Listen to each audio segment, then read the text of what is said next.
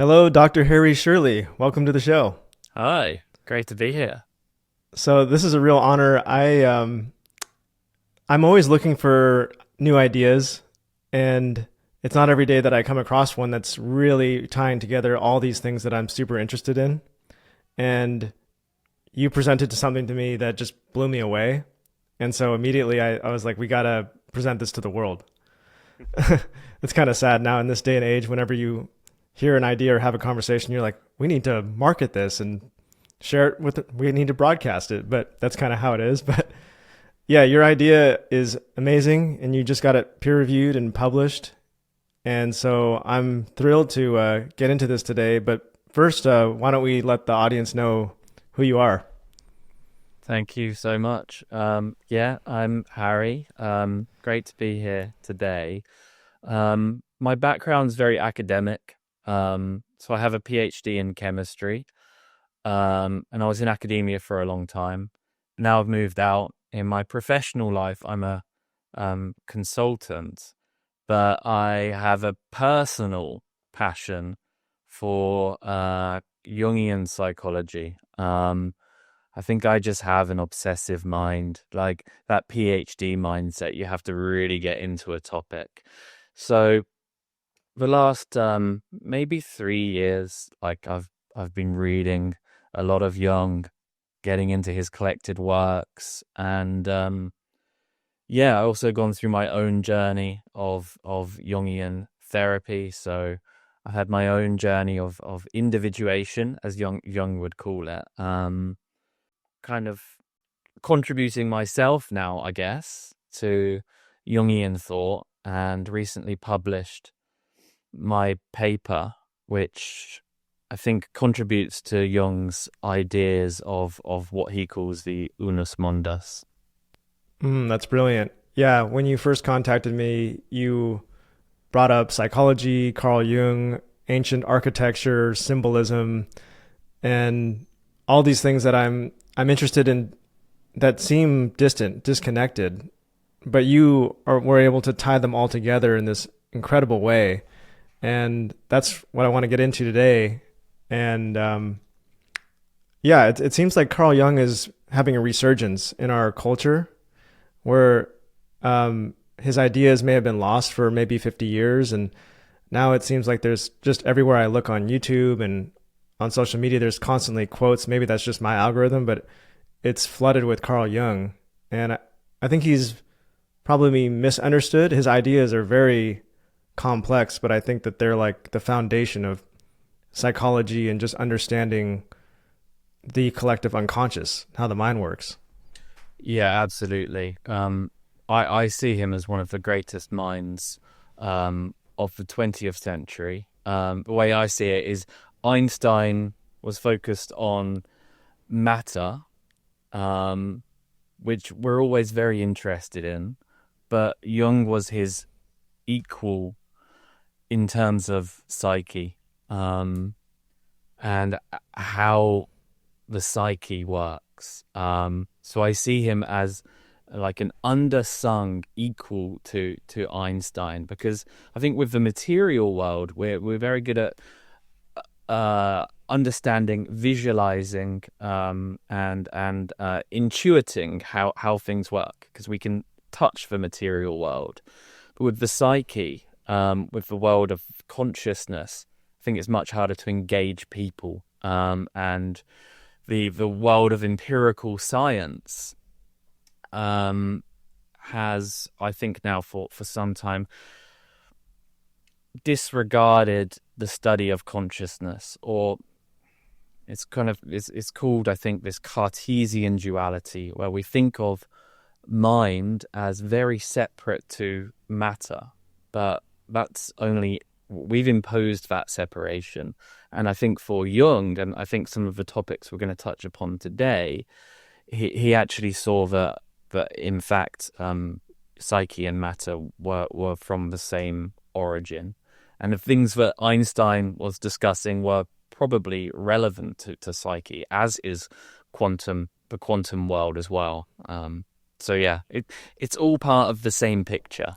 Yes, in science, I believe they call it the hard problem, right? Consciousness is this thing that just evades all materialism and logic. It's like you can't put it in that bottle, and there's no equation or formula that can really nail it down. So a lot of materialist scientists, they try to brush it aside as maybe we're not conscious, or you know, determinism, or there is no free will, or we're just these mechanical things that I've talked to Rupert Sheldrake a lot about this. I've worked with him, and I love how he asks these really tough questions that challenge the dogma of science.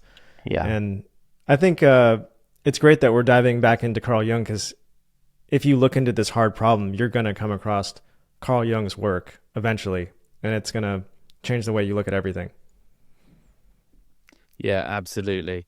Not to discredit science at all. Of course, there's huge value in understanding how matter works. Without that, we wouldn't have life-saving drugs. We wouldn't have all of the amazing things that science has done so far. But all I'm saying is I wonder whether there's equal or more benefit to actually understanding how the human mind works in more detail. And I think not enough research has been done in depth psychology. How does the mind work? Yeah, I think it's so fascinating that you got your background in chemistry. It's very interesting. You were very deep in this hard science, and now you're coming out of that. Yeah, I think it gives you a good foundation. Yeah, I've spent the first 30 years of my life literally playing with matter, trying to connect atoms together in the lab, and now coming at it from another angle. How does consciousness work? Yeah, brilliant. So let's get into this amazing idea. How best should we approach this? First thing to say is it's a really hard topic. Jung himself really struggled with it. So I think what I want to do first is just introduce the idea of the Unus Mundus, and then to really prove to your audience how much of a hard problem it is. I've got a quote, a paragraph from another author and a quote from Jung, which I think sets the scene really nicely. So the Unus Mundus, this is an idea that Carl Jung borrowed from alchemy. He was really interested in the alchemists. He felt that even though they didn't realize it, they were actually uncovering aspects of depth psychology. They were uncovering aspects of how the unconscious mind actually worked. So he borrowed this term from alchemy. Now, Unus Mundus is Latin for one world. And really it's a philosophical or metaphysical idea that the world as we see it really is an illusion, if you will. And that beyond what we perceive as the separation of psyche and matter, or mind and matter, or consciousness and matter, beyond that duality, actually, there's an underlying reality, an underlying unified, if you will, matrix, where psyche and matter are really one and the same.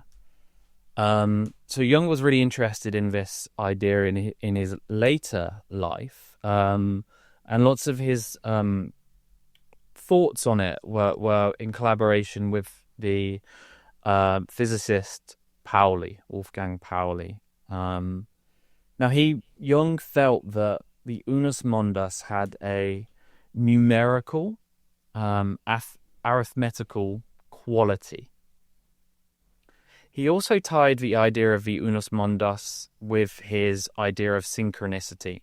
So synchronicity in Jungian thought is a synchronicity is a meaningful coincidence. You may have experienced one of these yourself. You're thinking of gold. Gold's on your mind. And then suddenly on the radio, there's a song about gold. And you think, that's a meaningful coincidence. These might happen lots to you at periods of your life. Sometimes they may never happen at all. We often discredit them. But Jung actually took them really seriously.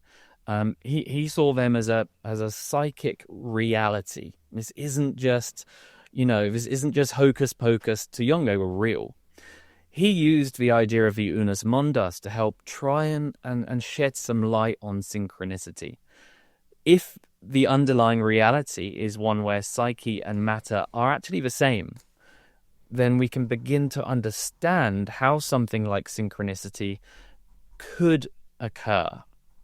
But he also came to the idea of the Unus Mundus based on his understanding of many spiritual traditions, from his understanding of the dreams of his patients and visions, etc. So he came at it from multiple angles. But it was very much for Jung, I think, a speculative idea, and something that he only just touched upon in the later period of his life. He simply died before he had the chance to explore it further. That's brilliant. And I like to think of things in a very visual way. So I loved how you described that. And immediately I thought of sacred geometry and like the Vesica Pisces. And one circle would be the inner world, and then the other circle would be the outer world. And then the intersection of those two circles is synchronicity in there. One circle would be the psyche and the other circle would be matter. And the intersection of those two is the synchronicity. Yeah, it's something like that. It's really hard to get your head around because it goes against all of our intuition. I think we've been taught from the age of 2 years old, from our own experiences of cause and effect. You touch something, it moves. We have gravity, cause and effect. The idea that actually something can just occur in time that's meaningful and beyond kind of cause and effect to something that's completely acausal is really not part of our intuition. So it's impossible to get your head around, really. You have to kind of just accept it. So yeah, it's sometimes useful to visualize it in those ways.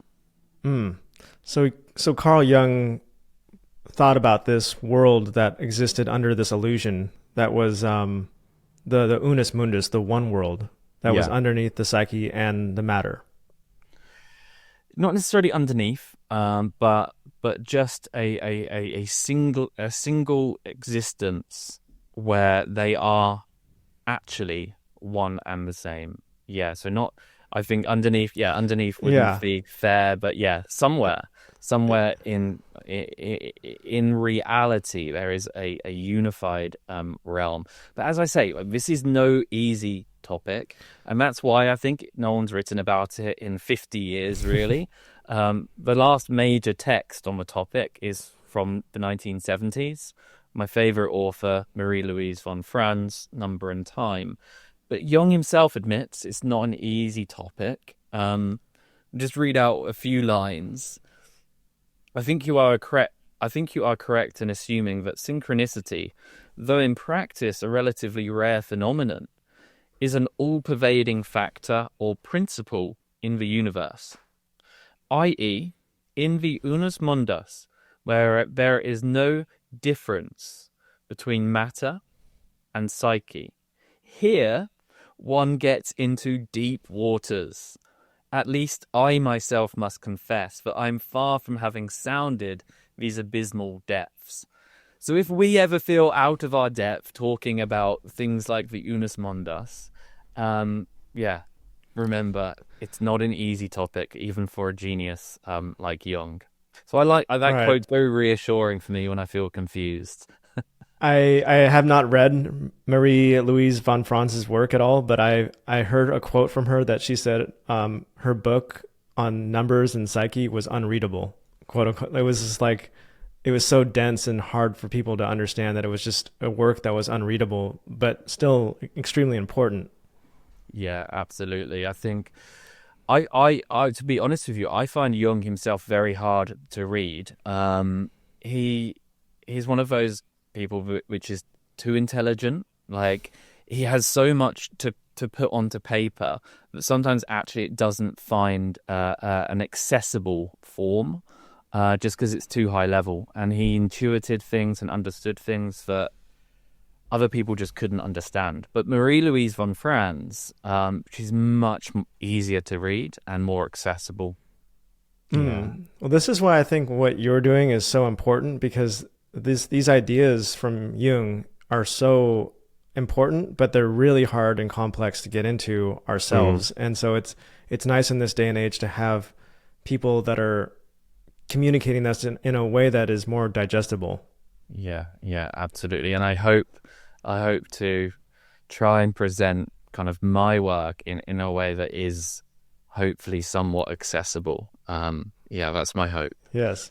And also, by the way, just to anybody out there listening, this might be one of those podcasts that you might want to take a look at and watch it on YouTube, because we're going to be showing some very compelling visuals here. Yeah, absolutely.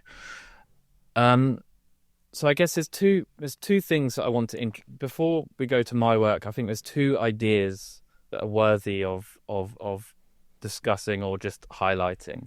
Firstly, it's how numbers are viewed from the Jungian perspective. We've always been taught and we've intuited that numbers are just logical. We've also I think lots of us feel that number is something that humans invented to use as tools and understand the world. But not everybody actually thinks that. For example, Pythagoras, he felt that numbers were not just quantity, not just logic. He felt actually that they had a qualitative element as well. He actually viewed numbers as kind of the underlying ordering principles of reality, of the cosmos. And in the Jungian view, numbers aren't just quantities. They're not just an invention. Numbers were discovered just as much as they were invented. And again, they don't just have quantitative elements. They're also qualitative. So we know this already, really. If you think about how you might have related to numbers in your life, there may be some numbers that scare you, the number 13. There may be some numbers that you're particularly drawn to. Now, Jung felt that numbers had symbolic weight. He felt that numbers were archetypal, so that he felt that they were part of the collective unconscious, and they presented themselves in dreams, in myth, in visions, not as quantities, but as symbols. For example, very easy example, the number 1. It isn't just a quantity. It does, as I think we all can all intuit, have a qualitative aspect as well. We associate it with oneness, with unity, with wholeness. Whereas 2, in myth, in dream, from a Jungian perspective, is symbolic of duality, of potential conflict, of opposites. And then 3 becomes there we have the Trinity, of course, the Holy Trinity. We have 3 emerging lots in religious and spiritual systems. It's often about resolution or synthesis, something that resolves the conflict, the duality. So, yeah, in a Jungian sense, numbers are not just quantities, they're also symbols. In fact, Jung saw numbers as the primordial archetypes. What he means by that is they are very, very, very deep in the unconscious. In fact, he felt that numbers were at what he calls the psychoid level, which is very similar to the idea of the Unus Mundus. This psychoid level of the psyche is where psyche and matter start to merge.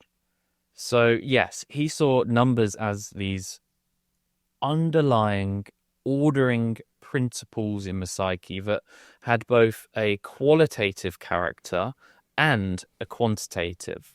And it's this, in fact, it's this dual nature that they have that made him think maybe number is associated then with the Unus Mundus. Maybe number can be the bridge between psyche and matter.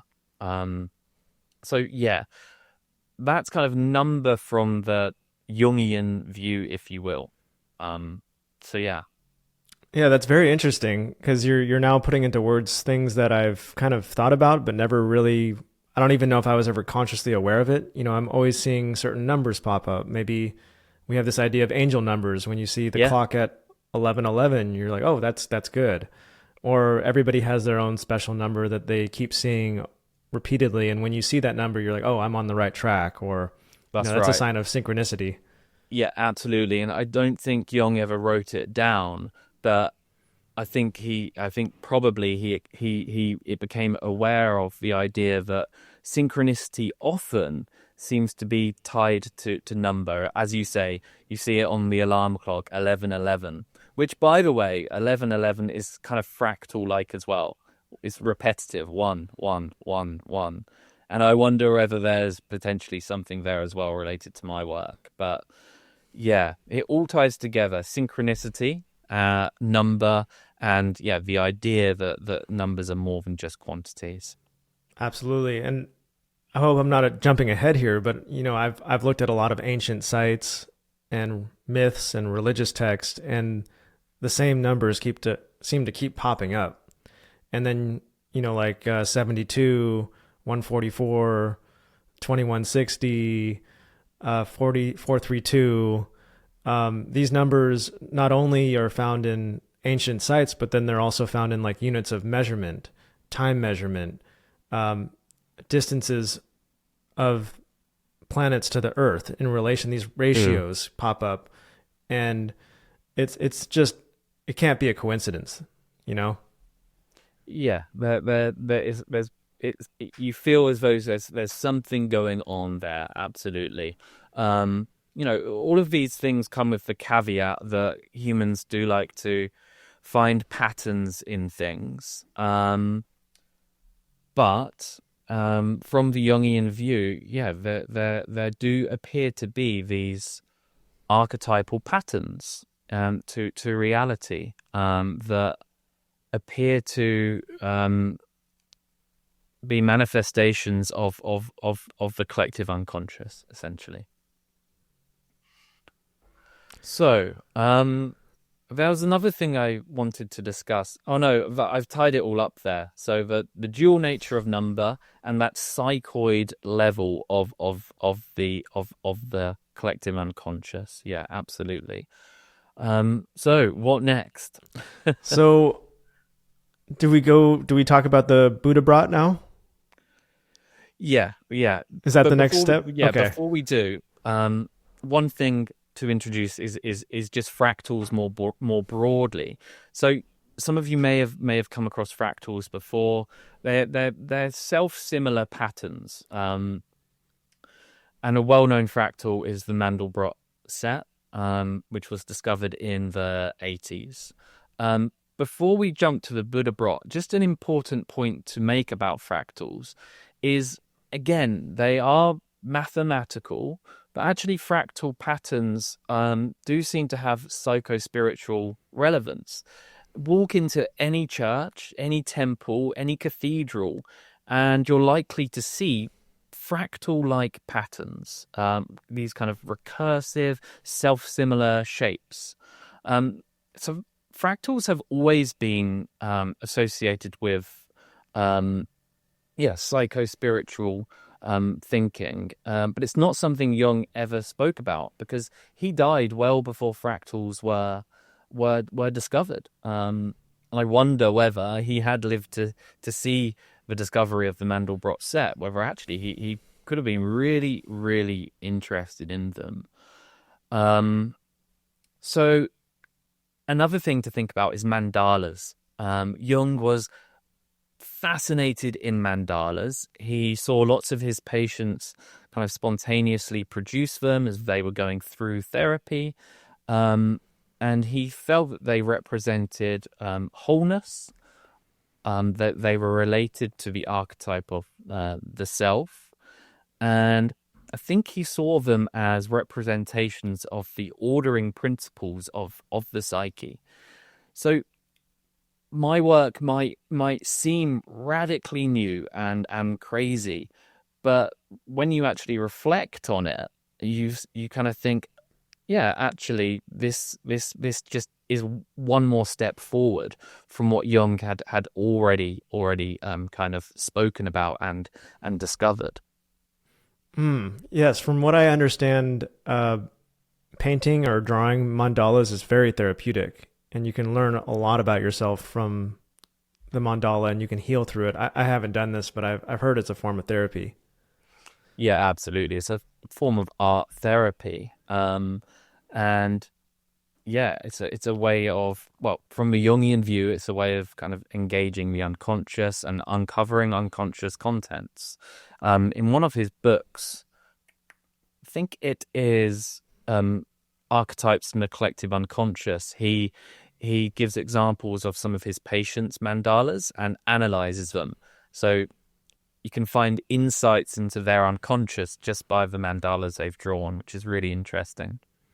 Oh yeah, art therapy is big, and you can learn so much about yourself or other people by what they draw, because it shows Yeah, you what you see in the world and what you find as important. You know, we have this hierarchy of what is important, and when an artist paints something, they yeah, are picking and choosing what they're seeing, and a lot of their life experiences are infused into that.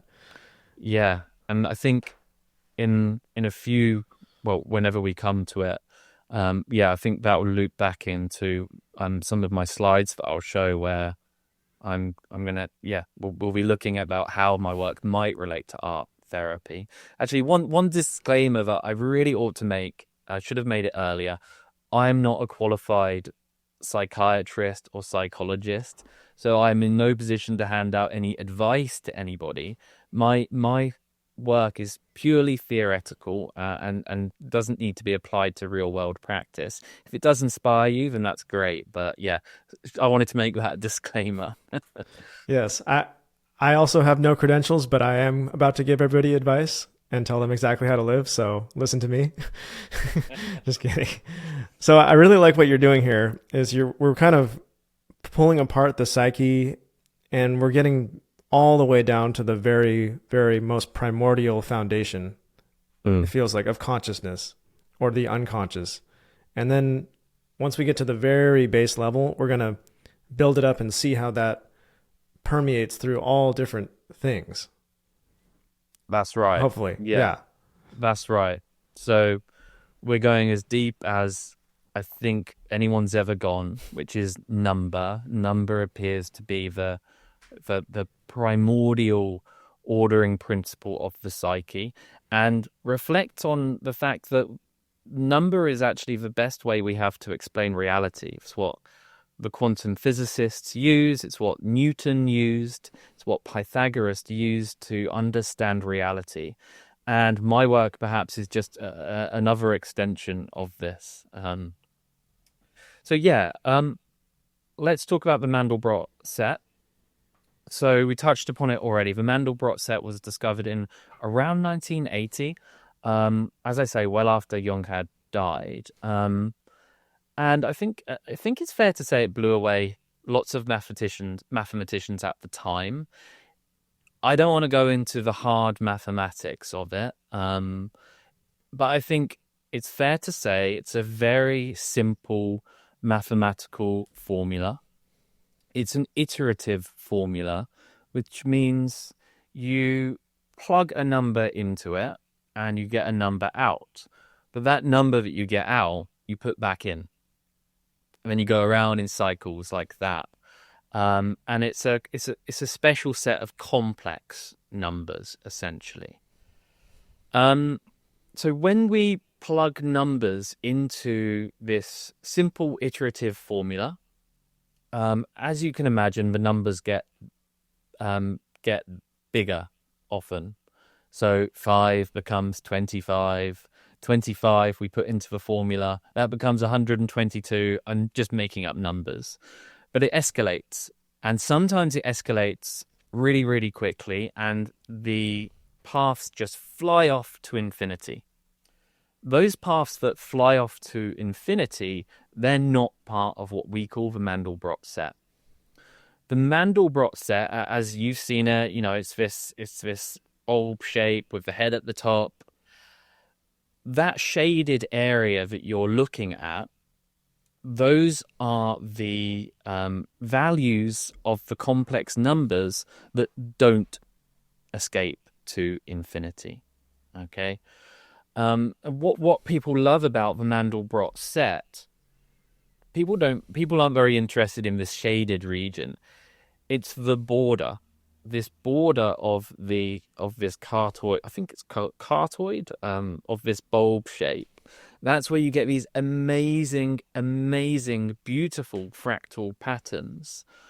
And what blows mathematicians away, what blows everybody away, is how these amazing infinite patterns are from this really, really simple mathematical rule. And what's amazing about the Mandelbrot set is that you can zoom in for infinity. So there are an infinite number of these beautiful fractal patterns within the Mandelbrot set. Another interesting thing to think about is to Mandelbrot himself. He was who discovered the Mandelbrot set, of course. He was. It was obvious to him how fractals appear in nature, and he wrote a book called The Fractal Geometry of Nature. I think it's fair to say he made the argument that the way we've tried to explain the universe and the way that we've molded the universe is through Euclidean geometry, essentially straight lines, vectors, and all of that. His argument is that actually reality appears to be fractal, and that's why he's well known for kind of saying that fractals can be seen in clouds, coastlines, in even in the shapes of galaxies. So well before my work, there's already been this drawn line between fractals and matter, basically. So yeah, that's the Mandelbrot set, essentially. Yeah, I love seeing that in nature. And just yesterday I was on a hike and I was looking at a fern, and you look at one leaf, or I don't even know if you can call it a leaf, but one strand of the fern, and then that veers off into a smaller strand that's identical but smaller. And then you look closely and you're like, wait a second, there's a smaller fern within that, and then there's a smaller fern within that. And it's also like that broccoli, that fractal broccoli that's beautiful. I'll throw it up on the screen. That just, It's like a fractal and a fractal and a fractal and a fractal. Yeah, it's amazing. Yeah. And I think, I think we don't really have lots of good ways of explaining yet why that happens to be the case. I think, is it Sheldrake with morphogenesis? Yeah. Oh, yes, morphic resonance. Yeah, he was my last guest on the podcast. Yeah, but yeah. He talks about how there's like this invisible field that resonates, and similar things resonate with what they were before. And so it's like when you learn something, or when a species starts to learn something in one area of the world, that same species, because it's resonating on that same frequency, will then learn that thing. So there's all sorts of cool experiments, like the monkey experiment on the islands, where the monkeys were given food covered in sand and they were really frustrated. But then after a few months, one island of monkeys started washing the food, and then immediately monkeys on another island started washing their food. And there's all sorts of interesting examples that, there was no physical contact between these two. So how did they all figure it out at the same time on all the different islands? Things like that. Yeah, absolutely. And I think I think his work also touches upon the idea that DNA alone doesn't help explain kind of lots of the morphology of animals, like the amazing fractal patterns that we do see in animals. I think the idea is that DNA doesn't fully explain how that could be. So I think, yeah, we can come back to that maybe later. But it's interesting how the Mandelbrot set itself is a profound example of the interplay of order and chaos. So within the Mandelbrot set, you've got order, that you've got numbers that are behaving in an ordered, predictable way, and then outside of the Mandelbrot set, you've got pure chaos. But where order and chaos meet at that boundary, that's where things get interesting. You can make the analogy, this is just an analogy, but it also could be a very speculative metaphysical idea that inside the Mandelbrot set is the numerical framework that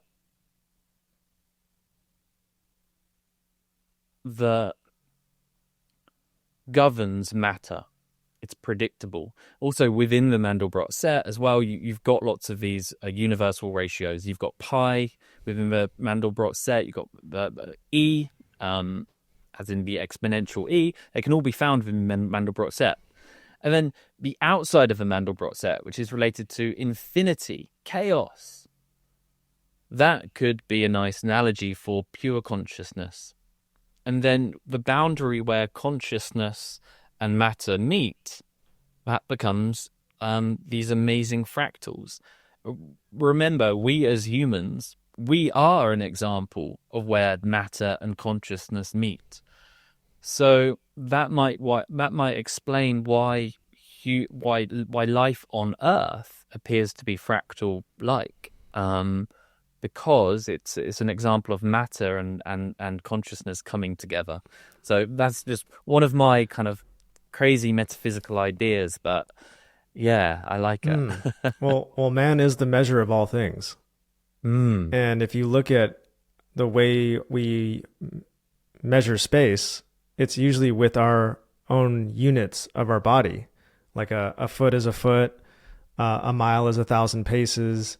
And then these units of measurement are encoded in all these sacred sites. And those same units of measurement are in the ratios of the Earth distance to the sun, the Earth distance to the moon, the diameter of the Earth. I did a really big video with Randall Carlson a few years ago that just tied all these units of measurement together. And it's amazing. Like, you see it in the pyramid, and everything is done on this ratio of 4:3:2. And then you realize if you magnify the pyramid by 4:3:2, it fits perfectly in the Earth. And these things are just amazing, too amazing to be coincidences. And, you know, it makes you think that man is the measure of all things, as above, so below. Things like that. Jung called this kind of thing acausal orderedness. So the idea that there is just an inherent order to aspects of reality.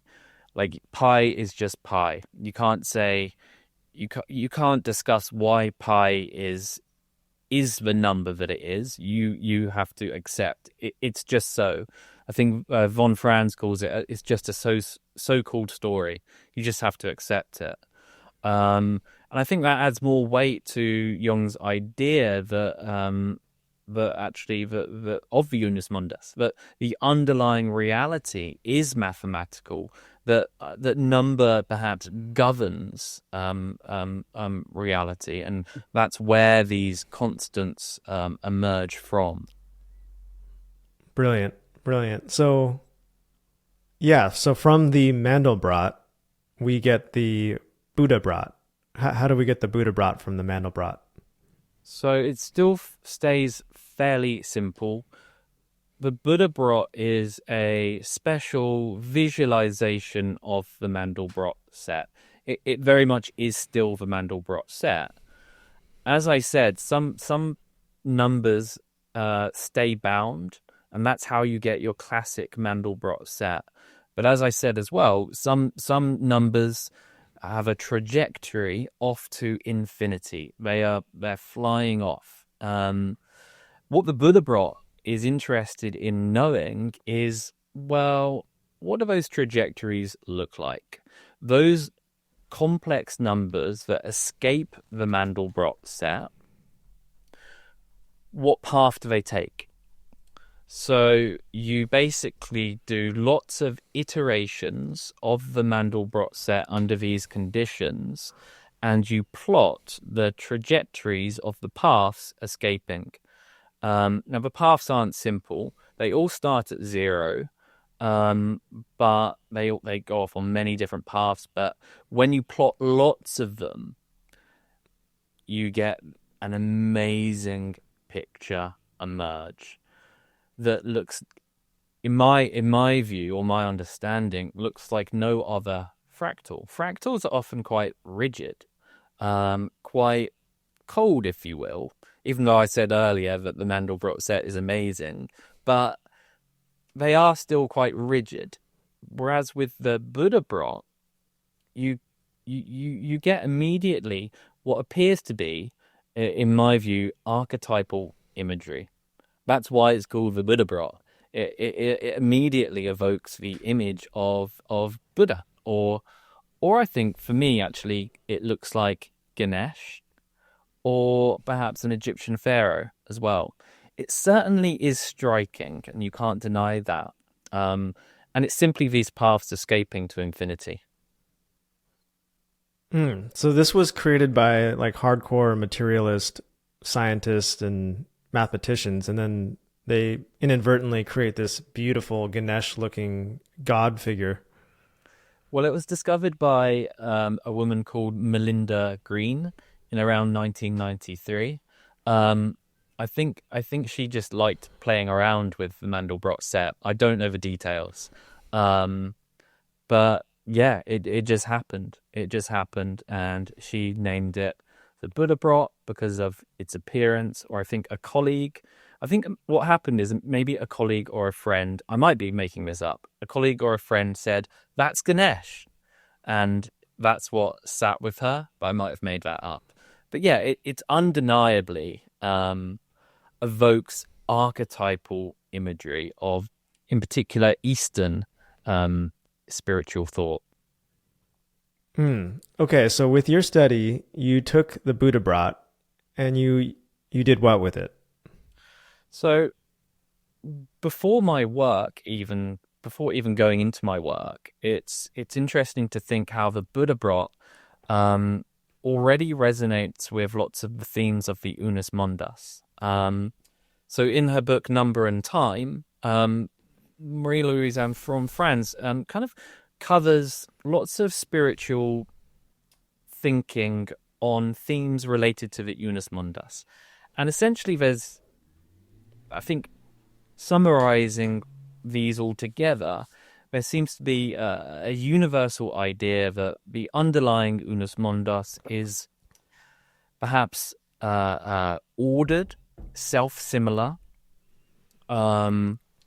that it's an interconnected matrix. So even before getting to my work, I think there's an overlap between the Mandelbrot set, fractal geometries in general, and the aspects of the Unus Mundus that Jung and Marie-Louise from France already kind of intuited. So one thing, I think maybe now I could share my slides. What do you think? Great. And then I could talk through. Yeah. Yeah. So let me share my slides. Perfect. Okay. So these are images of the Buddhabrot, which is in green, with various symbols of the Tree of Life. So the Tree of Life is an archetypal symbol, which is related to the idea of the axis mundi, or the the world axis. And the axis, I think, in simple terms, it's useful to think of the axis mundi as the psychic image of the Unus Mundus. So the tree of life is really about the interaction of consciousness, of psyche with matter, and the growth of consciousness. As you ascend the tree, that becomes a symbol for individuation. So this is a completely universal symbol that we see across cultures, across time. And as I say, the tree of life is intimately connected to the idea of the Unus Mundus. And one of my early observations was, firstly, that lots of the tree of life symbols are very similar. That always intrigued me. But then I think a breakthrough moment for me was, and I'm not sure how this actually happened, I'll need to kind of recollect it if I do kind of write a book on it one day. But it came to me that the Buddhabrot seems to visually echo tree of life motifs across the globe. So yeah, that was one of my initial findings. And I've just presented a few examples here, but I'm confident that there are thousands of examples. These aren't just cherry picked. For example, at the bottom left, this, if you just go onto Wikipedia and search tree of life, this is an example. So we seem to see the same type of patterns emerge. The bottom is often some kind of circular shape, and then in the middle there's often this teardrop motif, above which there's often a circular motif, and then there's other elements above, like this kind of third eye like motif. Some alignments are more striking than others. So, for example, in the Persian tree of life, the eyes are amazing here. It's as though it's giving the Buddhabrot these red eyes. For the Egyptian tree of life, the scarab beetle is particularly striking.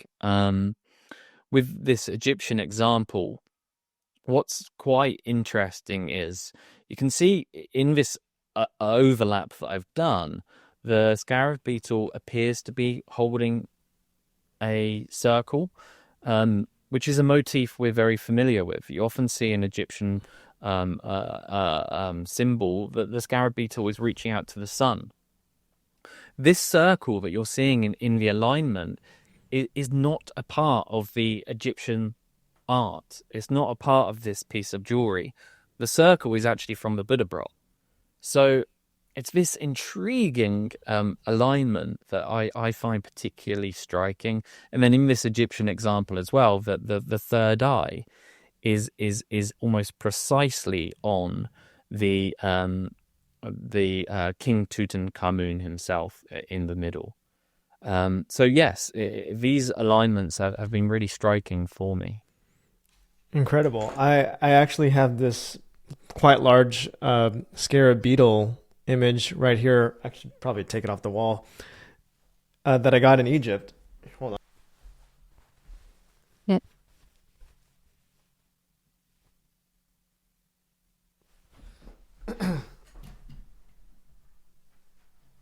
So the fact that you just brought that up was too much of a coincidence. Really? That I'm literally just looking at this and here it is, the eyes, the sun, the scarab beetle reaching up, and it doesn't really make sense if you try to make it rational or logical, but it's very pleasing for your consciousness to see this, because it's in this very special alignment that just sits very nicely within the framework of your fractal mind. Yeah. And not to toot my own horn, but I have this image right here is one of my favorite drawings I've ever done. And this image right here. And I think that it does follow that Buddhabrot structure. For some reason, I keep drawing the same image. And it's very pleasing, and it has that teardrop quality in the middle that you were talking about. And Wow. anyways, I don't want to disrupt this conversation at all. But that's amazing. Well, there's our synchronicity, perhaps. Perhaps. Anyway, I messed up my slides, so I'm just being a digital dinosaur. So I'm going to share them. I click share again. Sorry, I kind of threw us off for a sec. No. But you know, you just I only went quiet because my slides went crazy. Oh, well, you just kind of blew my mind in a few ways there. Oh. And you know, I think that this Buddhabrot image can really help inform artists to become conscious of, like Carl Jung says, you must become conscious of the unconscious, or else it'll rule your life and you'll think it's fate. Yeah, absolutely. And so understanding this really primordial image is important for any artist to know. Well, yeah, absolutely. Yeah, so we'll come to that. What's amazing though? What's really interesting? The tree of life for Jung was actually a map of the psyche. So he basically felt that the tree of life showed the collective and the individual growth of consciousness, or the patterns that the primordial patterns of the psyche. So in more simple words, we can use the tree of life, or indeed use the Buddhabrot, to map out the psyche. So in the tree of life, typically the bottom corresponds to the unconscious, so the personal and the collective. The teardrop motif is related to the ego. This is perhaps where we exist. And then, of course, the third eye and the crown is related to the supra-conscious, so the transcendent self. So the Buddhabrot becomes potentially the first mathematical image for the entire psyche, which, as you say, could definitely be really useful in analyzing people's art. But I wonder whether the implications here could be broader.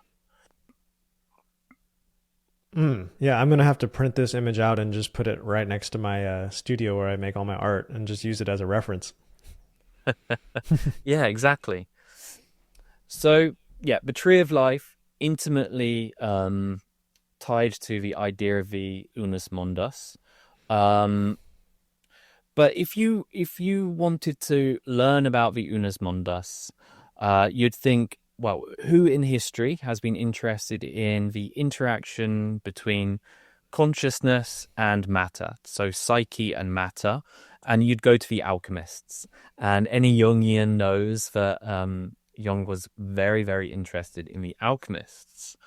What I find interesting is, so these are alchemical emblems that essentially depict the acquisition of the philosopher's stone. So within Jungian thought, the philosopher's stone is a symbol for the self. So it's the psychic component of reality. But of course, the philosopher's stone is also material. So in fact, the philosopher's stone really is a symbol for the Unus Mundus. It's the self, and it's kind of the cosmos. It's matter. And again, I think we have some striking alignments here. The one on the left, really, I almost fell off my chair. Because, you know, this is an emblem for the Unus Mundus. It really is. This is the Philosopher's Stone. The caption reads actually, I'm going to catch myself out here. I think the caption reads, I can't remember. It's something like, within the depths of the caves, this is where the stone is found, or something like that. But yes, so at the bottom of the emblem, you'll see this triangle, which I think is really nicely traced by a triangle in the Buddhabrot. We have these intertwining serpents that create the teardrop, or trace the teardrop. But what you can't see here, because the alignment is so profound, where the serpents' heads meet, there's a circle. And this circle is perfectly mirrored between the Buddhabrot and the emblem. We also, each side of the teardrop, within the Buddhabrot, we have these pointed lines, trajectories going up. And that's really nicely traced in the emblem, where you've got the sun and the moon. So when I've been making alignments like this, I've just been thinking to myself, did the alchemists know about the Buddhabrot? What's going on here?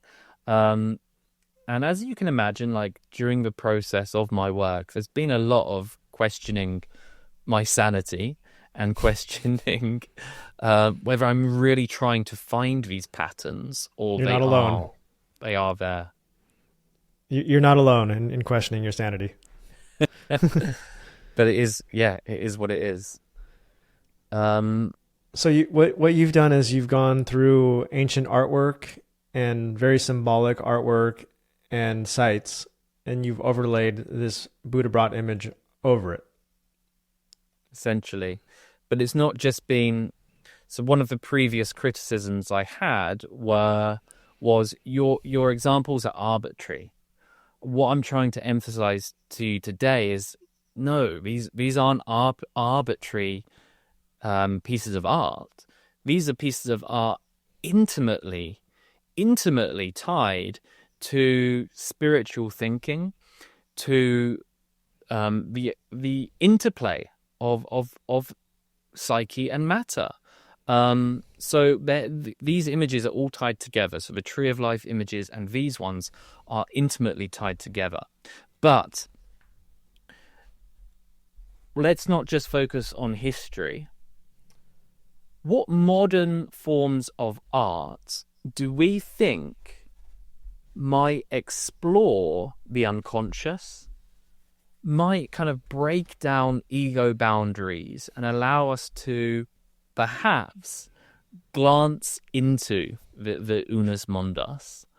Well, of course, it becomes psychedelic art. And this for me was, I can't think of a useful phrase, but like the nail in the coffin. This is when I was like, right, there's something surely going on here. The way I see it is that the Buddhabrot isn't just kind of emerging in some examples of psychedelic art. For me, the Buddhabrot actually characterizes psychedelic art. So the example here on the bottom left, this is just an amateur artist. She uploaded this digital drawing she had made onto a group on Reddit. So the group were interested in I think psychedelic inspired art. And for me, this alignment is quite striking.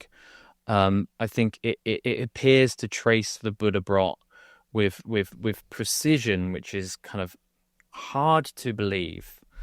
The eyes of the Buddhabrot are really traced by these kind of these triangular motifs. The teardrop shape seems to be mirrored by these kind of three circles in the middle. The circular shape above the teardrop, again, it is mirrored. And then this circular stomach region is mirrored as well. Now, I am a scientist. My background is science. So yeah, I will admit my findings are not statistically supported. This isn't an empirical study. And I am aware, yes, humans like to find patterns in things. But there's a point where I think where you have to just say there's something going on here. And for me, psychedelic art was the tipping point. Again, because it's not arbitrary. It's, again, tied to this idea of the Unus Mundus. And some of these alignments, for me, are really striking. Yeah, I'm trying to wrap my mind around this and then put it into words where it's like words just can't capture it. Words are kind of clumsy in this situation because we're talking about things that are so far into the non-material world, into that realm, that it's hard to not only pull it into the material realm, but then also put it into words, which are kind of clumsy and often get misinterpreted. But what I'm seeing is like there's this psyche realm, the consciousness, spiritual realm, and then there's the material realm, which we often see as this duality between the two, but there's this place where they touch each other, and that is a fractal. And I think that place where they touch each other is the symbolic world. And we've tried to, that's why symbols are like these clues to a higher realm. And that's why they contain so much information and just, just a yin yang or just something as simple as a cross or all these symbols. The Buddhabrot is not intuitive. It's not something that we've ever seen before because it's both. It's logical. Hey, it's just numbers. It is just numbers. But actually it's not. It reveals the symbolic character of numbers. And it's actually no different to what we were discussing earlier. Where we were saying, 1 does have a qualitative character, 2 can be deeply symbolic. This is just an extension. This is actually just a matrix of numbers that exist at the psychoid level. So, yeah, this is a very complex symbol. This is an aspect of the Unus Mundus. It's not the Unus Mundus, but it ties together the duality of number.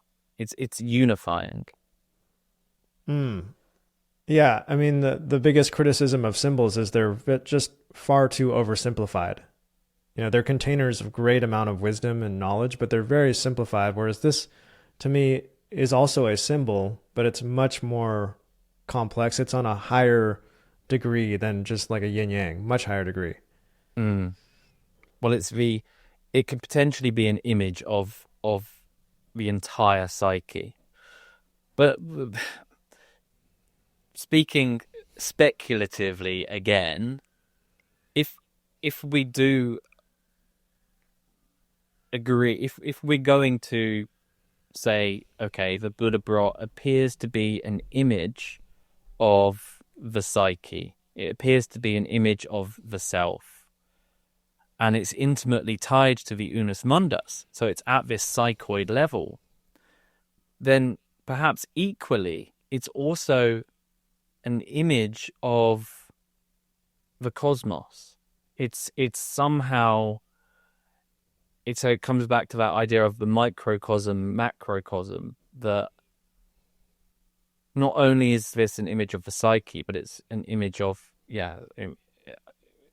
it's quite mind-bending. I haven't quite worked that out yet, but somehow it's also related to matter. Yeah, I see what you're saying, where it's like when you go into the micro level, the smaller and smaller and smaller you get, the more and more you cut things up, the more abstract and geometric their forms get. Yeah. And then the same thing happens when you go on the macro level. The Yeah. farther away from Earth, the more you zoom out, the more you just see these geometric patterns that are moving in this swirling Mm. motion, and it mimics the micro mimics the macro. Yeah. Another thing that's obvious to me is we said earlier the Mandelbrot set, the normal Mandelbrot set is these bound numbers. So it's very ordered, structured. It's like matter. But yeah, some of these paths shoot off to infinity, and these paths that you're seeing in the Buddhabrot, these are the trajectories of these numbers that fly off to infinity. So the Buddhabrot is a very small, not moment in time, but in terms of the dynamics, it's a very small moment, because these trajectories, don't forget, they're flying off to infinity. You're only seeing an infinitely small amount of their trajectory. But it happens to be the beginning of the trajectory that's tied to the orderedness of the Mandelbrot set. So in other words, what you're actually seeing, and again, this might just be metaphysical speculation, but you've got order, the normal Mandelbrot set. You've got infinite chaos, which is these paths flying off. But what you're actually seeing in the Buddhabrot is this small moment where absolute chaos meets order, and that's where you get these meaningful patterns emerge, which is exactly what Pauli and Jung kind of spoke about. They felt that at the psychoid level, where matter and psyche meet, that's where you get meaningful patterns. That's where you get the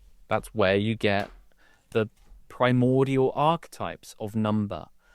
So it all kind of, in a way, perhaps it is slightly forced, but I wonder whether it all fits together quite nicely. Yeah, my mind just jumped to the way our own psychology is built and how we discover meaning. Um, if something is way too easy for us, it doesn't keep our interest, and it's just not meaningful. If it's way too difficult, we're gonna give up on it. We're like, but if it's at this perfect balance of it keeps us engaged, and it has a tremendous amount of meaning, right? If you can stay right in that balance between the chaos and order, between things being way too dull and easy, and then things being challenging, just challenging enough so that it keeps you going. To me, that's where the meaning of life is. Yeah. Yeah. That's Yeah. a great point. And it's brief. It's you can fall. It's like the blade of a knife. You can fall off in either direction very easily. Yeah. That's really, really good point.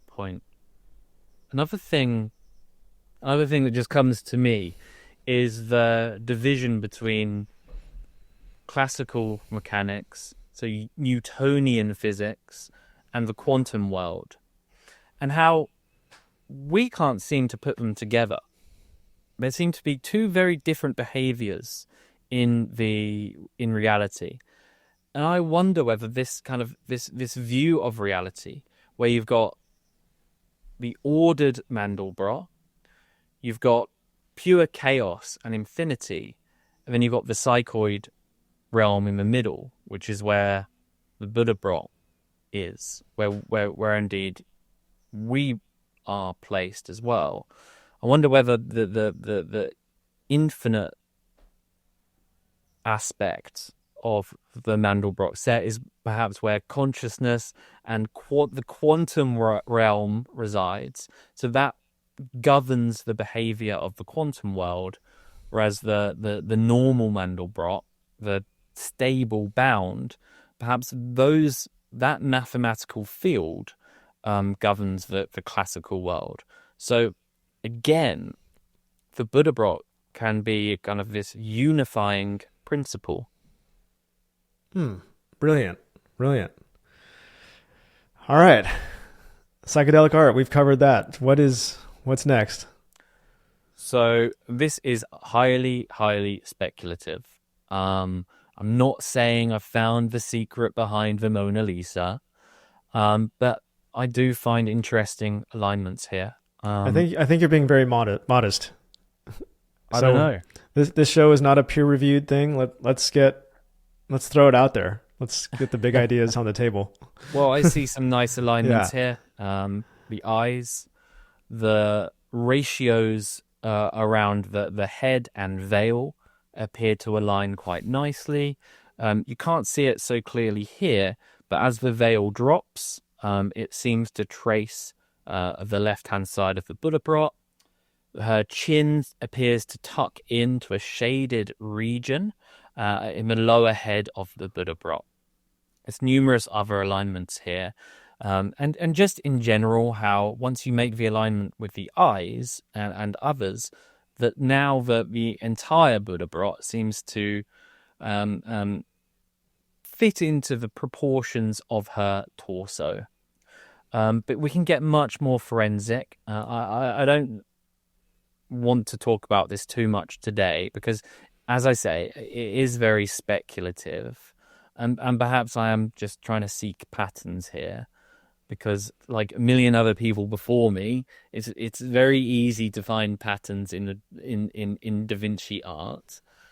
But yeah, I see some alignment in numerous aspects of her clothing. The right-hand side in particular, I'll just highlight for you, just to give you an example of the types of alignment that could be there.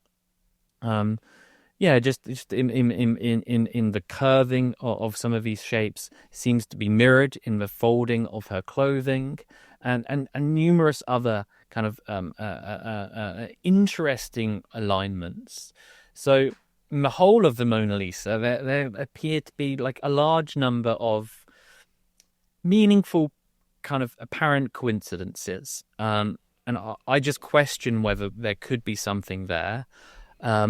What interests me, though, is that Da Vinci, there's the possibility that firstly, that Da Vinci could have experimented with psychedelics and then perhaps intuited these types of fractal pattern, or secondly, how he could have potentially been influenced by alchemical art or even mixed with alchemists himself. So more research is needed here, but it's an interesting observation for sure. Yeah, I have no idea if Da Vinci did psychedelics, but No. his art certainly seems to fit beautiful proportions and ratios that just sit so peacefully in the mind. Yeah, there is a mystery behind the Mona Lisa that, you hear about news articles every now and then of people speculating how he managed to create the mystery of her smile. But if the Buddhabrot is intimately connected to the human psyche, it will obviously alter our perception of images, and there's the possibility that he intuited elements of the Buddhabrot, and he saw them as somehow altering of perception, and therefore has used these ratios himself. So it's not that he saw the Buddhabrot necessarily, or indeed that he used psychedelics or mixed with the alchemist. It could be simply he started drawing these ratios that are already in the Buddhabrot, and saw that they somehow created some kind of strange effect. Yes, I think it's interesting that we live in this very materialistic society, yet we value things like the Mona Lisa so greatly that its worth is greater than like the worth of entire countries. I'm looking at the worth right now. It's worth let's see, it's worth $1 billion. Probably a lot more than that, actually. Wow. Yeah, truly is a masterpiece. One other thing to reflect upon is, maybe I'm stretching things, but she in a way is a symbol for the union of opposites. There's speculation over her expression. Is she happy? Is she sad? There's speculation over her gender. Is she female or is she male? There's various different elements that are tied together in the Mona Lisa that add to her mystery. So perhaps she is related in some way to Jung's idea of the Unus Mundus, this bringing together of opposites that intuitively don't belong together, but perhaps Da Vinci's intention was to bring together opposites in the most profound way, beyond even our comprehension. Yes, I think that is an important quality of great art, is that it has this mystery to it. It's up for interpretation. And we can debate about it endlessly, forever. And I think that's what gives it meaning, because everybody has their own personal experience with it in a way. Whereas if the art has an intention, if it's trying to make you think something, if the project is begun with this set intention of we're going to use this art to make people think this, or this is what its purpose is, to me that's propaganda. That's not art. Yeah. Yeah. Has to be deeply personal. Mm-hmm. On your now that you've brought up kind of interpretation of art, it's interesting to kind of loop back to kind of this example of psychedelic art, because if we can regard the Buddhabrot as a image of the psyche, a map of the psyche, in the same way that the tree of life is, so we can say this teardrop in the middle corresponds to ego, then there's a possibility then that you analyze people's art through the Buddhabrot. So for example, in this example here, in the teardrop shape that might correspond to the ego, there's 3 circles. So you might, in the therapeutic session, perhaps explore that. So I saw in art therapy that you drew this, and I noticed that there were 3 circles that might be related to the ego. What does 3 mean to you? Then they might come back, well, actually, I'm very scared of 3. Or actually, I had a dream about 3 2 weeks ago, and XYZ. So the Buddhabrot becomes a way to map the art in a psychological lens. Yeah, that makes sense. I mean, every number has a positive meaning and a negative meaning, or every symbol has a positive and negative meaning. Often when you take a beautiful symbol that means something good and you invert it, it suddenly means something very evil and wicked. And I like to just run through the meaning of symbols and numbers and just think of the good side and the dark side. So like what you're saying, if somebody, the world is neutral, and symbols and things are neutral, but how we interpret it is not. So I guess a good therapist would ask, what does that number 3 mean to you? If they saw it in this light way, that's one way. If they saw it in this dark way, that means something totally different. But it's a good questioning to get to know the psyche. Yeah, absolutely. And through using the Buddhabrot, to tie it to ego. So that would be the unique contribution. It would be, we think that 3 appears to you to be intimately tied to ego, and why is that? And then you would explore that. Or like a more extreme example would be, imagine this piece of psychedelic art, but the teardrop, inside it there's a skeleton, or something more scary like a spider. You'd go with that. You'd say it appears potentially that you've equated ego to this, or etc. So it just becomes a potential therapeutic tool. Yeah. Yeah, just like psychedelics. Yeah. Yeah. Although I've never used psychedelics myself, I have to say. Oh my God, that's impressive that you were this chemist and then you came to these conclusions without psychedelics. That's amazing. Yeah, well, this is the thing. You don't need psychedelics to individuate. All you need is symbol dreams, and to work with the unconscious. Kind of In a way, psychedelics. I think this gives you even more credibility, though, because you're Mm. not just some kook that did a bunch of psychedelics and then overlaid this image on a bunch of things. This is more grounded then. Yeah, this is completely grounded. Yeah, I think psychedelics. Yeah, there's a lot of research going on, isn't there, of use of psychedelics. I think there probably is potential there, but I think there are risks as well. I think from the Jungian view, you might see psychedelics as a kind of shortcut.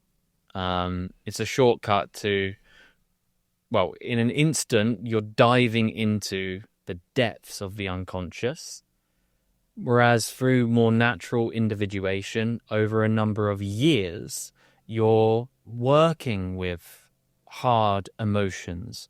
You're analyzing your dreams. You're looking at your life. You're uncovering parts of yourself, which is very, very, very hard.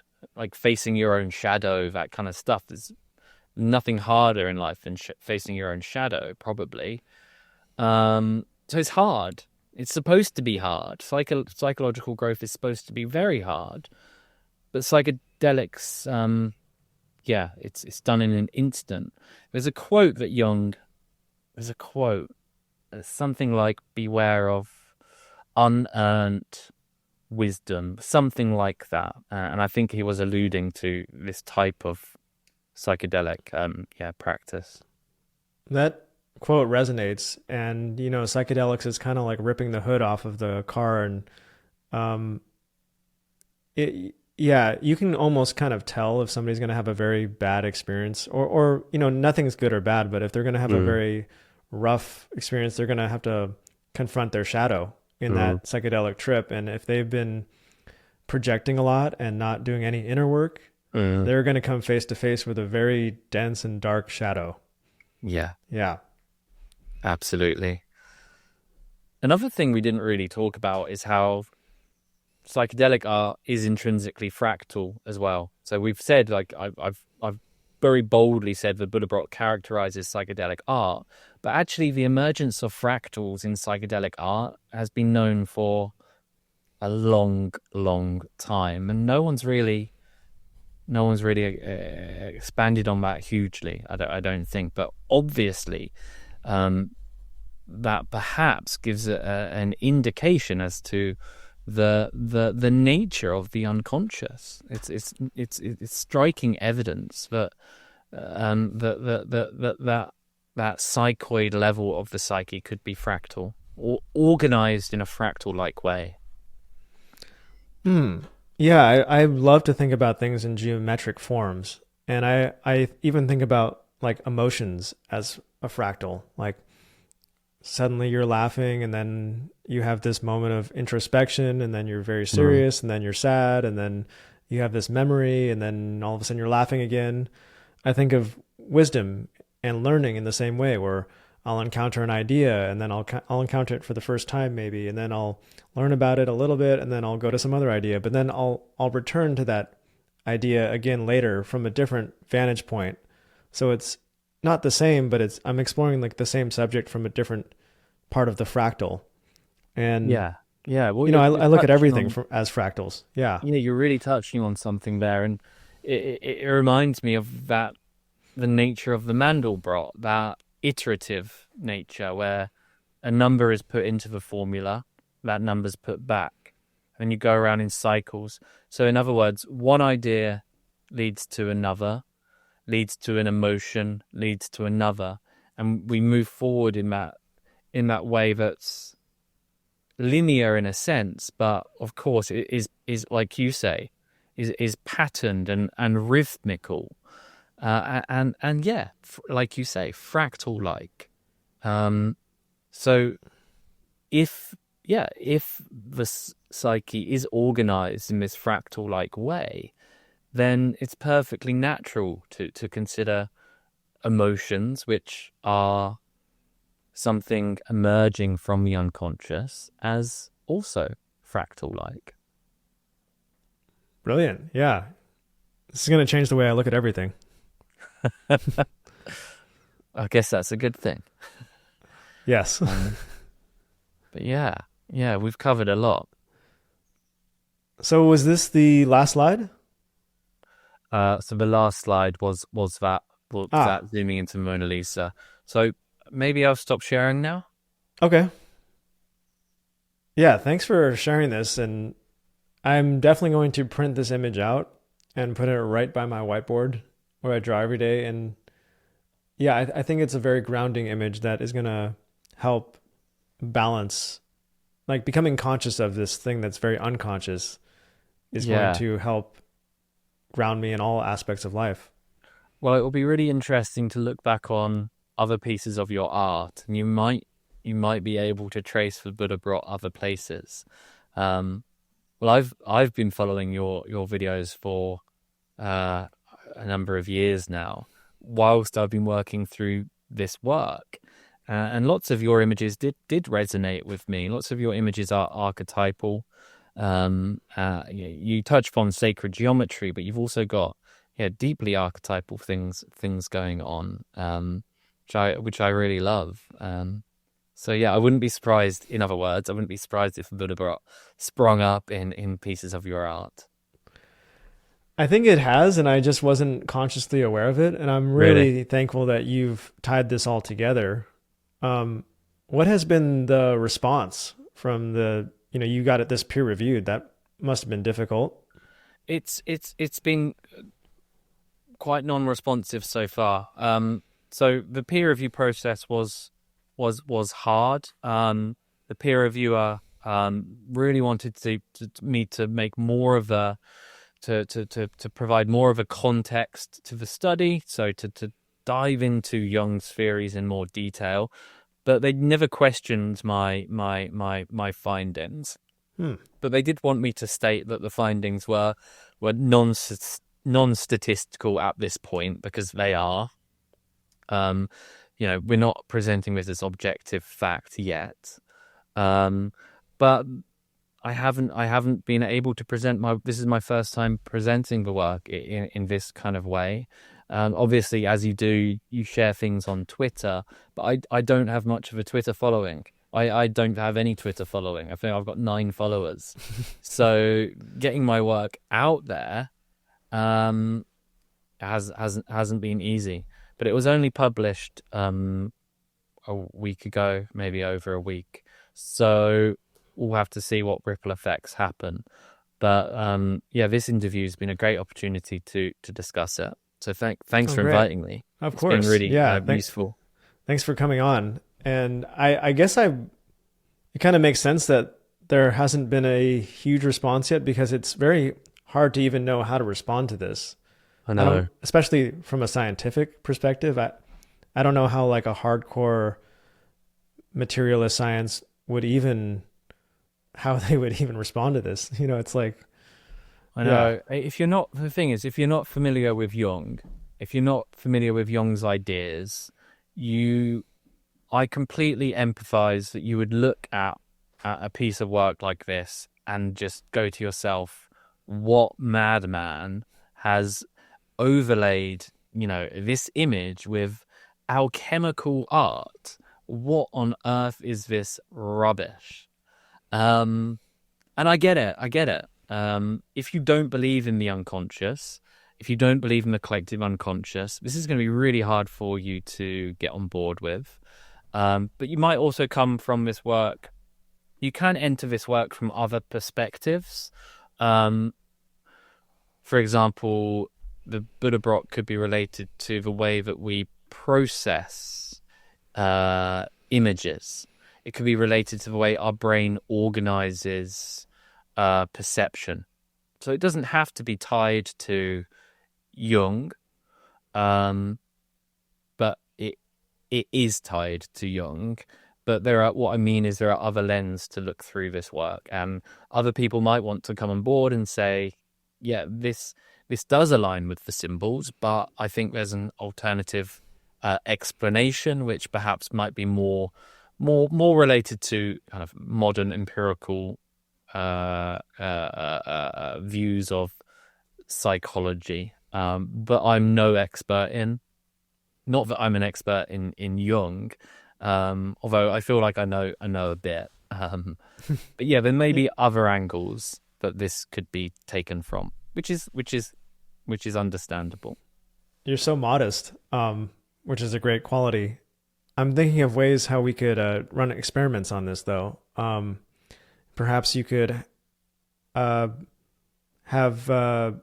archetypal images or the Buddhabrot images and see if and have it compared to like an image that was off, wasn't that, and see if maybe little kids are drawn to it, or babies are attracted to it, or humans are prefer that over other images. I'm just wondering. Well, that's really interesting. I'm glad you brought that up.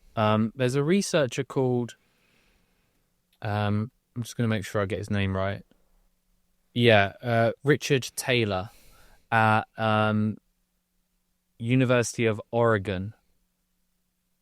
Yes, and he has he's already explored the therapeutic effect that fractals have. So he's already done studies on how just looking at fractals reduces stress. Now, I would love to do a study like that on the Buddhabrot. Let's see what Buddhabrot does to stress. Let's see how it alters people's moods and behaviors. I think that would be really fascinating to do. But yeah, I'd also love to just interview and talk to more psychedelic artists. So I've just collected images that are either just online or happen to have been posted on Reddit. But I'd love to interview some people who create psychedelic art and kind of get more of an understanding of the process that happens. Do they take a psychedelic and then start drawing, or are their drawings just inspired by what they see when they take the psychedelic? But yeah, I like what you're saying about being surrounded by fractals, or this Buddhabrot image reduces stress. And if you think about walking through nature, it's all fractals, and it does make you feel really good. Exactly. If you look at sacred sites and temples and cathedrals, they're jam-packed with this very well thought out symmetrical archetypal imagery. And that is a great way to feel better. And exactly. Conversely, if you look at cities and things in the modern world that were designed without a lot of thought, it's like a temporary structure that's made to be built as cheaply and as efficiently as possible, and it's all concrete and glass. And I don't know, those have always made me feel uneasy and stressed out, just being in an underground subway. The smell, it's probably a lot of things, but there's something about the sacred geometry sites, the ancient sites, where these people in the ancient world were in a very different state of consciousness than we are today. And, we get a little glimpse of that when we visit those places, but that's very, we don't get to do that very often. Yeah, absolutely. Modern Western man in Jung's view was completely detached from the unconscious, materialistic, lacked soul, really rejected their own soul, and perhaps like a growing awareness of the importance of fractals and symbology, and maybe things like the Buddhabrot can help us to connect with the deeper layers of our unconscious again, and ultimately, help us feel better. One thing I've noticed is that people love to talk lots about mental health these days. Lots of mental health advice, but often it's somewhat materialistic, and nobody wants to talk about psychology. No one wants to talk about depth psychology. People love to talk about, I'm do exercise to feel better, eat better to feel better. But you never hear someone say, why don't you read up about depth psychology and actually understand how the unconscious mind works? No one ever says that. I'm not completely sure why. It's not an empirical science, no, but depth psychology is a field, of course, to be respected. And for me, it's been a life-changing learning about depth psychology, for real. That's a great point. I worked in a psych institute for many years, and it was part of a medical school. Really? And I noticed the psychology and psychiatry field felt very insecure because the rest of the medical school was very materialistic. If you have a heart issue, you walk into the hospital, they fix your heart, you walk out and you're better. But in psychiatry, patients walk in and it's very unclear if you've done anything positive. So what psychiatry is desperately trying to do is marry itself with the hard science, with the material world. And so they've tried to connect themselves to neuroscience. And unfortunately, from that, we've gotten this really perverse ideology that says, oh, if you're not feeling well, oh, there's a chemical imbalance in your brain. And all we have to do is just tweak these chemicals and we'll get you to the ideal state of mind. And I just think that was such a reductionist, materialist way to approach mental health. And I think it's gotten us in a lot of trouble. It's made it worse because, like Carl Jung said, you got to watch out for those quick fixes, those crutches. Yeah. You can't just really medicate your way out of a psychological or spiritual issue. There's no material solution for a spiritual crisis. And you've got to look within. And I think with true psychological growth, like individuation, it's gonna get a lot harder before it gets better. Like facing your own shadow and things like that. And lots of people are scared to do things like that. People are naturally scared of the unconscious because it is scary. It is dangerous. It can overwhelm you, and sweep you off your feet. So it's not without its dangers, and it's not easy. But I mean, if you want genuine, real change in your life, obviously, just taking a pill isn't going to cure everything for you. And individuation is about truly being self-realization, living your true self, and realizing who your true self is beyond kind of your conditioning. And that's something that modern mental health practice doesn't seem to look at, as far as I've seen. Kind of thinking about how you've been conditioned. What were you taught in school? What were you taught by your parents about how a boy should behave?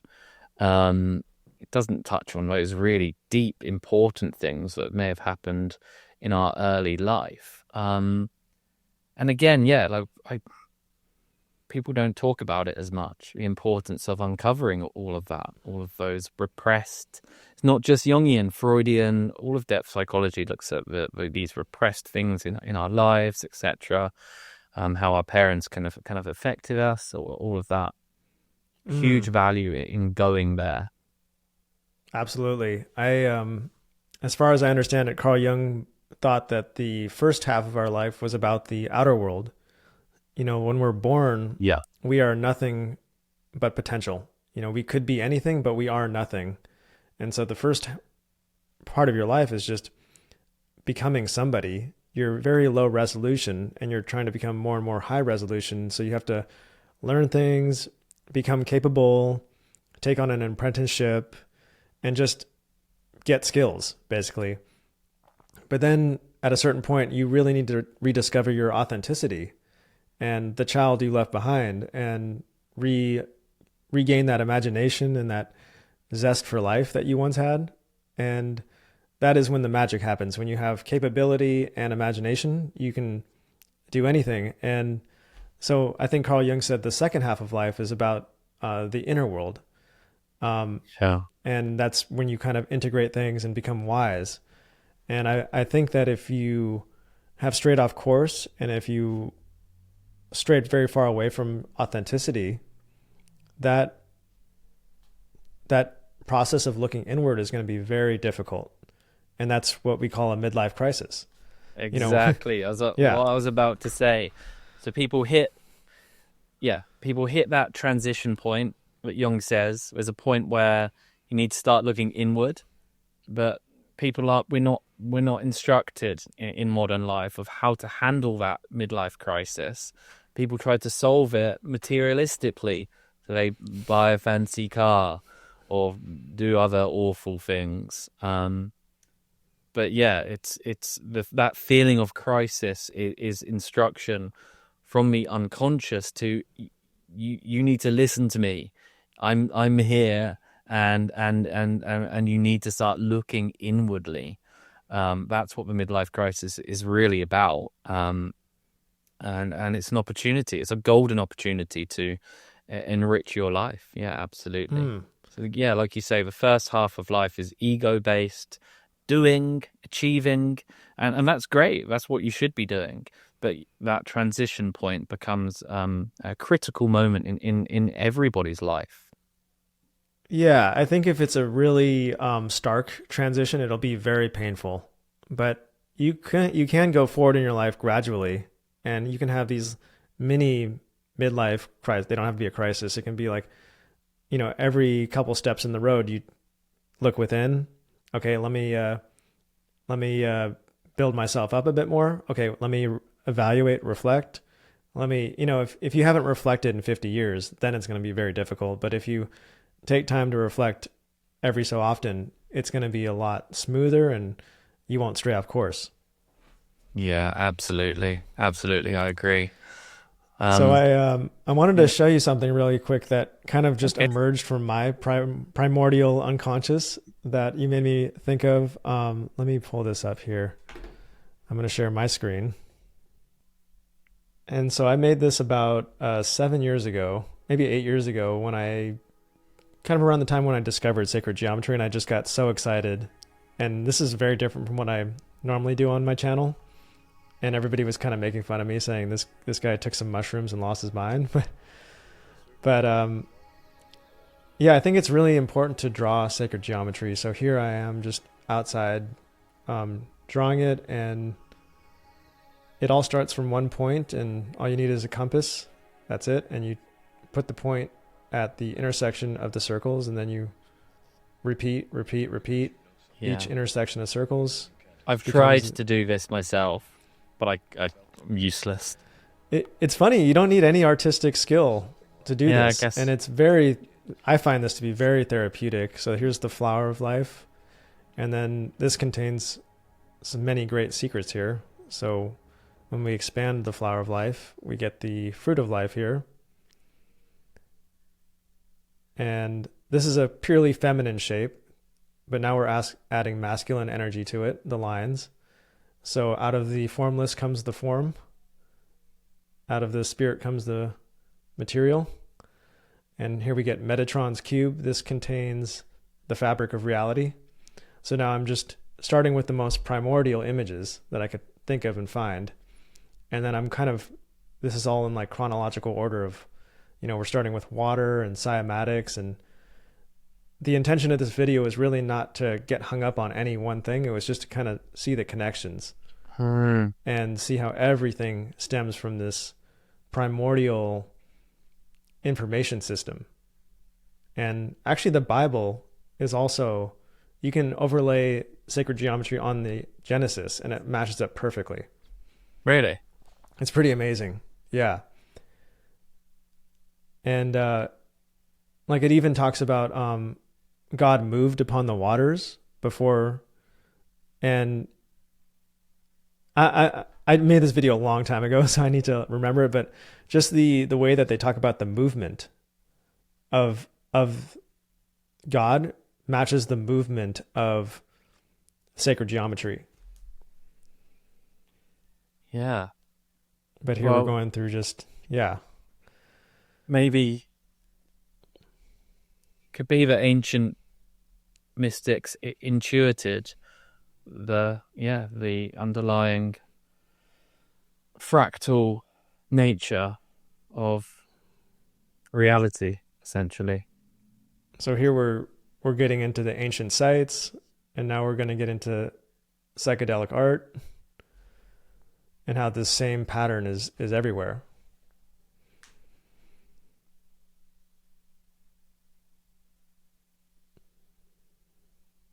So now I should have included the Buddhabrot in this.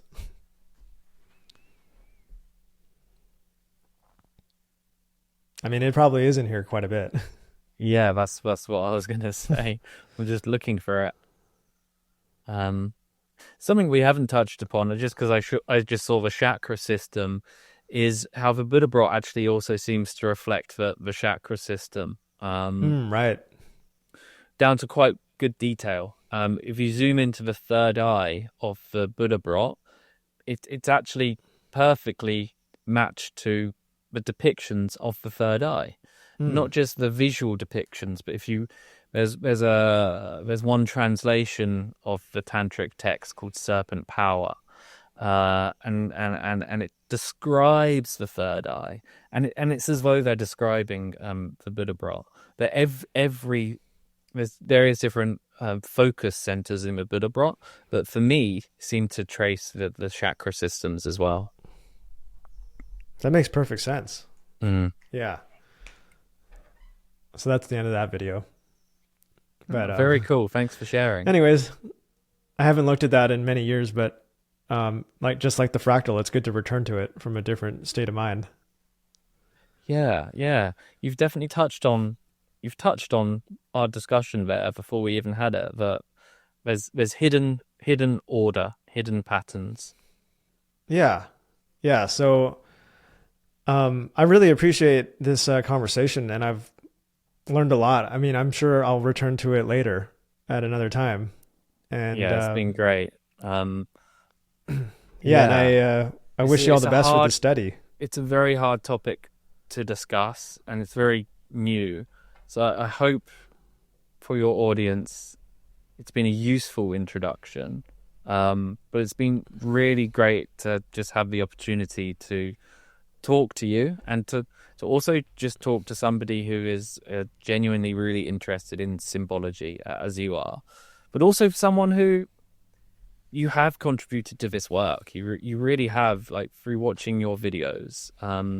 There's been like one or two videos that have really kind of inspired me to continue this work. Wow. Thoth's Prophecy. I must have played it 100 times. Oh wow. Because for me, Thoth's Prophecy really touches upon the idea of Western man basically losing touch with the wisdom and guidance of the unconscious, and in Thoth's Prophecy, kind of God in a way gets his revenge, which really is a symbol for the unconscious refusing to be ignored and erupting. And for me, like, finding this Buddhabrot work, it's like finding this wisdom again, and fulfilling Thoth's Prophecy, if you will, or an aspect of it. So yeah, it's been really inspiring for me to watch some of your videos. You just sent a light bulb off in my mind again. So that quote that I always return to from Jung is, until you make the unconscious conscious, it will rule your life and you'll call it fate. Well, we have the collective conscious, collective unconscious, and I'm wondering what the collective is rejecting in the consciousness right now. Like what unconscious force is going to shatter through mankind as a collective and remind us, oh shit, we forgot about this. We're like, as a whole. I think Jung spoke about this a bit. I think the Jungian idea is just related to collective shadow, how nations on Earth have always projected their own shadow onto other nations. It's like the Nazis, who obviously are awful, greedy monsters, projected their shadow onto Jews. They're the greedy one. They're the monsters. And they It's called like, them racist. really? Yeah. So they couldn't see their own shadow. Right. That's how Jung saw the world working. But of course, one important part of individuation, collective individuation, is seeing and integrating one's own shadow. So Jung's idea was, I think, the idea that nations eventually would face their own shadow, stop projecting shadow onto the other. So, of course, in the US, the shadow has often been projected onto Russia or China. But in terms of Jungian thought, the idea is that the time will come where the US has to face its own shadow. And I do wonder whether that's already in place. You've got so-called wokeism, where people are asking for more accountability within their own country. You've got shadowy figures emerge. I won't get political, but I wonder whether certain political figures, whether certain leaders in the nation are making the shadow known. And maybe that's all part of it. But yeah, that's kind of, I think, once you start shadow to see this, always plays a big part in human history, really. exactly. Once you start to see this, you can't unsee it. It's like everywhere. Maybe Trump is the shadow of the wokeness, and wokeness is the shadow of that impulse. It's like a pendulum. It's all balanced. And we're There's swung always really a compensation. far. Exactly. And that balance and pendulum is within ourself. What gets expressed is our persona. But on the opposite end of that is the shadow. And the more you project that persona outward, the darker and denser that shadow is on the other side. Yeah, absolutely. Yep. And the rejected shadow just becomes more dense, and if you don't integrate your own shadow, the world around you just becomes dark and dense, because it's always the other person. It's always, they're the greedy one, they're the XYZ, and that's how the human mind works.